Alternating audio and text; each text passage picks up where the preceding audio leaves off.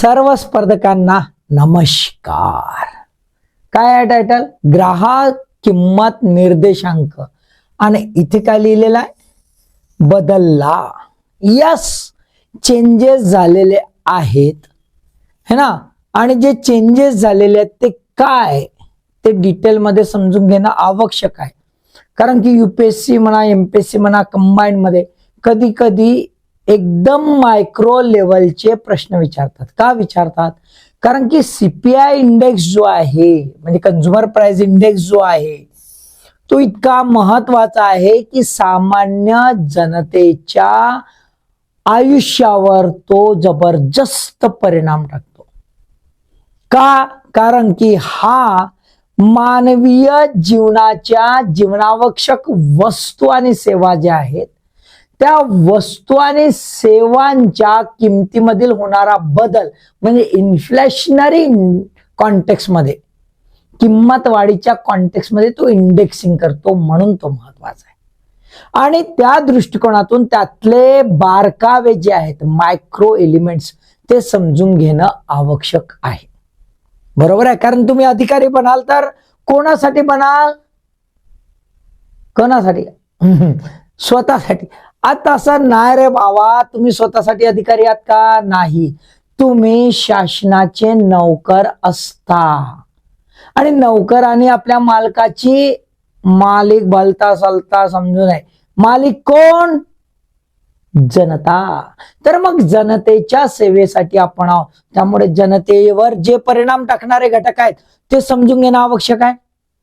म्हणून आज आपण काय समजून घेणार? जे बदल झालेला आहे तो कोणता आहे, कोणत्या मापदंड आपण स्वीकारलेले आहेत, त्याची गरज काय होती काय नाही ते थोडक्यात आज आपण समजून घेणार आहोत. समजायचं? चलायचं मग चला बाबा.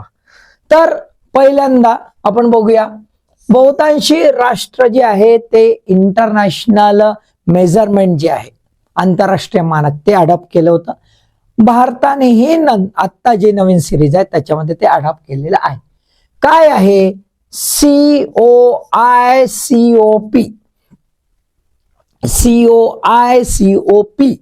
Classification of individual consumption according to purpose. मानवीय व्यक्तीची पर्पज काय आहे, गरज काय आहे, त्या दृष्टिकोनातून क्लासिफिकेशन केलेलं आहे प्रत्येक व्यक्तीच्या कन्झम्पशनचं, उपभोगाचं. क्लिअर? म्हणजे काय ढोसतो काय नाही, काय कपडे घालतो, कसा नाचतो, कसा उधळतो, ते सगळं क्लिअर. ठीक आहे. आता याच्यानुसार COICOP याच्यानुसार आपण काय केलंय? ग्रुप आधी, ग्रुप मध्ये नंतर कॅटेगरी, कॅटेगरीमध्ये सब ग्रुप, सब ग्रुपच्या नंतर सेक्शन. म्हणजे किती आहे? 4 फोल्ड क्लासिफिकेशन. कसं आहे? 4 फोल्ड क्लासिफिकेशन घेतलंय. प्रत्येक जे ग्रुप पासून तर सेक्शन पर्यंत येते त्याचे जे आयटम वाईज कोड किती आहे? 9 डिजिट कोड. किती कोड आहे? 9 डिजिट कोड. एखादी वस्तू असेल, साखर समजा, तर साखरे कुठल्या ग्रुपमध्ये, कुठल्या सब ग्रुपमध्ये, कुठल्या कॅटेगरीमध्ये, सेक्शन मध्ये असणार त्यानुसार काय असेल त्याचं कोड असेल 9 डिजिट. शेवटचा ऍटम कोड राहील. ठीक आहे. त्यानंतर अडॉप्ट केला आपण जिओमेट्रिक मीन. आधी आपण करायचो अरिथमेटिक मीन. अरिथमेटिक मीन मधला काय प्रॉब्लेम होता? ज्या एक्स्ट्रीम व्हॅल्यूज आहेत, खूप अंतर, 2 यांचं अंतर, त्याचं अरिथमेटिक मीन परफेक्ट निघत नव्हतं, ऍव्हरेज चुकीचा निघत होता. जिओमेट्रिक मीन मध्ये हा जो एक्स्ट्रीमिटीचा जो प्रॉब्लेम आहे तो सॉल्व्ह झाला आहे, त्यामुळे ऍव्हरेज काढणं शक्य आहे. म्हणून आपण अडॉप्ट केलाय जिओमेट्रिक मीन. बायफर्केशन केलं ग्रुपचं आणि सब ग्रुपचं, आणि त्यातून नवीन सब ग्रुप आणि नवीन ग्रुप सुद्धा तयार करण्यात आलेले आहेत है ना. काही नवीन आयटम, कारण उपभोगाची जी स्थिती आहे ती बदलली आहे, उपभोग्य वस्तू बदललेल्या आहेत काळानुसार. बरोबर आहे ना. उदाहरणार्थ आधी हँड टेलिफोन होते की नाही, ट्रॉंग ट्रॉंग ट्रॉंग. आता हॅलो मच आहे की नाही, मोबाईल. बदललाय ना वस्तू, बदलली ना वस्तू, बदलली है ना. आधी सोडा आता कोका कोला. बदलल्या वस्तू है ना. तर त्या वस्तू बदलल्या आहेत, त्याच्यानुसार नवीन वस्तू आल्या आहेत. काही वस्तूंचं वेटेज वाढलंय, त्यामुळे वेटेज मध्ये सुद्धा बदल करण्यात आलेला आहे. तर या दृष्टिकोनातून आपण समजून घेऊया थोडक्यात. क्लिअर झालं? एवढं क्लिअर झालं का हे लक्षात घ्या. असं हे खूप महत्वाचं आहे. कशात बदल झाला तर असा इन नटशेल तुम्हाला माहित असणं आवश्यक आहे. एमपीएससीच्या राज्यसेवेची मेन्स पण लिहाल आणि कधी कॉन्टेक्स्ट मध्ये रेफरन्सेस असतील तर असं तुम्हाला लिहिणं सोपं पडेल. ओघाने काय रेफरन्सेस जर दिलेत तुम्ही तर तुम्हाचं जे आन्सर आहे त्याच्यामध्ये वेटेज वाढतं आणि तुमचे मार्क्स वाढतात. एवढं लक्षात घ्या. ठीक आहे, चला बघूया आता ओल्ड ग्रुप आणि न्यू ग्रुप. हा न्यू ग्रुप आहे है ना, 2012चा. आता तर ओल्ड ग्रुप जो आहे त्याच्यामध्ये 5 फोल्ड क्लासिफिकेशन आहे. ग्रुप किती आहे? 5. नवीन ग्रुप मध्ये किती आहे? 6. मग 6वा कोणता तर फूड, बिवरेज आणि टोबॅको, खाद्य, पेय आणि तंबाखू असं आधी होता. आधी तसंच होतं का नाही? जेवाच इकडे प्याच आणि घोटाच. बरोबर आहे. आता याच्यामध्ये चेंज, नुसता घोटणं नाही है ना, बाकीचे ज्या गोष्टी आहेत त्या वाढल्या म्हणून खाद्य आणि पेय वेगळं केलं. आणि हा तंबाखूला एक स्पेशल कॅटेगरी म्हणजे पान, तंबाखू आणि मादक पदार्थ. आमचे मोठे मोठे हिरो ऍड करतात. मोठे हिरो पान मसाला है ना. मग ते हे महत्वाचं आहे ना. एवढी मोठी करोडची ऍड येते, फुकटाची येते का? करोडो रुपया है ना. तर म्हणजे किती लोकांना चटक लागले असन, ते याच्या वेटेज वाढलं असन ना. स्पेशल कॅटेगरी बनवावं लागली, स्पेशल ग्रुप. दुसरं घर तो है भाई, बिना घर का जमता नाही. पण घर, किराया, इंधन आणि प्रकाश, कपडे आणि पादत्राणे आणि मिसेलेनियस हे बाकीचे आहेत. नवीन ग्रुप कोणता तयार झालाय असं विचारतात, लक्षात घ्या. त्याच्यामुळे नवीन ग्रुप पान, तंबाखू व मादक पदार्थ. ग्रुप गट कोणता तर हा नवीन. क्लिअर? ओके. त्याच्यानंतर नवीन ग्रुप जो आहे हे नवीन ग्रुप 6, त्याच्यामधला ओल्ड सबग्रुप आणि न्यू सबग्रुप. म्हणजे एका ग्रुप जो आहे है ना, फूड अँड ब्रिव्हरेज जो ग्रुप, 2 ग्रुप झाले है ना. हा जो आहे याचे 2 ग्रुप झाले, आपण पाहिले. आता हा जो आहे ग्रुप, त्याच्या सबग्रुप जो आहे त्याचं डिव्हिजन काय झालं बघा. सबग्रुप आधी काय होतं? अंडी, मासे, मटण. अंडी, मासे, मटण. आम्हाला बाबा आमलेट चुकी न भेटे, त्याला आम्ही अंड्याची भाकर म्हणू. आधी लहानपणी चुकी न भेटे है ना. आता रोज खाय अंडे, नाही तो खाय डंडे. आहे का नाही? बरोबर आहे. म्हणून हा अंडा निघाला, वेटेज वाढला. रोज खातात लोक, जिम मारायला जातात ना, जिम. हा म्हणून अंडे. म्हणून मटण आणि मासे, मीट अँड फिश असे नवीन सबग्रुप तयार झाला आणि अंड्याचा एक स्वतंत्र सबग्रुप तयार झाला. म्हणजे एवढं अंड्याला महत्व आलं. Getting the point right. मग ऍडिशनल ऍटम मध्ये विशेष प्रकारचे, लक्षात घ्या, विशेष प्रकारचे specific type of the fish and prawns हे ऍडिशनल ऍटम्स. नवीन माशांची चटक लागली लोकांले, नॉनव्हेज वाढलं. जो सांगते मी प्युअर व्हेजिटेरियन तो सुमडी मंदी खाते की नाही. हा खाल्ला तर काय चुकीचं आहे हा ना. हे असे वेगवेगळ्या प्रकारचे दात कायले दिले आपण, ओमनिओरस आहो म्हणून हा ना. फालतूच खाच बाबा है ना. तर फिश, प्रॉन्स प्रक्रिया केलेल्या पदार्थावर भर देण्यात आला. Process ready cook ready mill आहे का नाही, मॅगी खाव खुश जाव, असं नाही का. तर प्रोसेस फूडवर भर दिला. अजून एक महत्वाचं आहे, जुन्या सिरीज मध्ये अबव पॉवर्टी लाईन आणि बिलो पॉवर्टी लाईन यांच्याकरिता पीडीएस सिस्टीम, सिस्टीम मध्ये जे धान्य मिळायचं ते इन्क्लूड होतं. नवीन सिरीज मध्ये अंत्योदय अन्न योजना हा सुद्धा गट तिथे समाविष्ट करण्यात आला. त्यातले जे असतील घटक ते इथे समाविष्ट करण्यात आले. Getting the point, right? लक्षात आलं. घर किराया याच्यामध्ये बघा बदल काय झाला. घर किराया याच्यामध्ये ऍडिशन, आधी 6,684 मोजके काही जे इमारती होत्या त्या इमारतीचं भाडं वगैरे गृहीत धरल्या जायचं. रुरल एरिया एक्सक्लूड होता.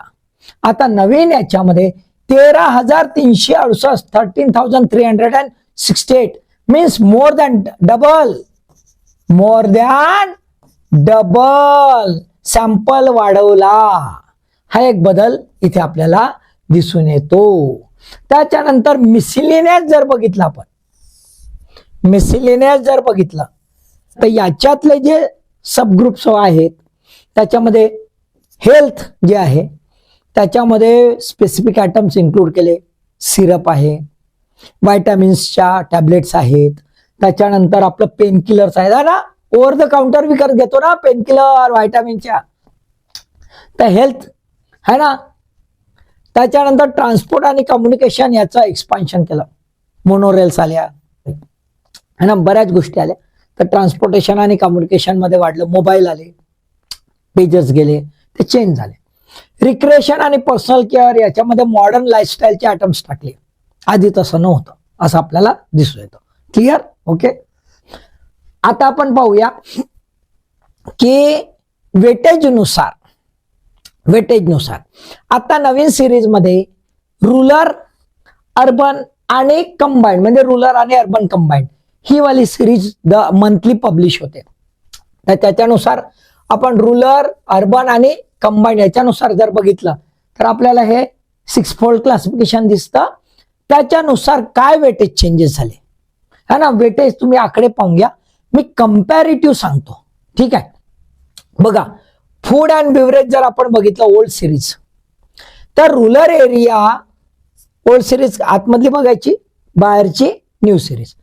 रुरल एरियामधली ओल्ड सिरीज जी आहे त्याच्यानुसार रुरल एरियामध्ये फूड अँड बिव्हरेजचं वेटेज कमी झालेलं आहे. अर्बन याच्यात वाढलेलं आहे. आणि कंबाईंड मध्ये जर बघाल तर कमी झालेला आहे. का? कारण की रुरल एरियामध्ये कमी झालेला आहे सबस्टॅन्शियली. क्लिअर? राईट.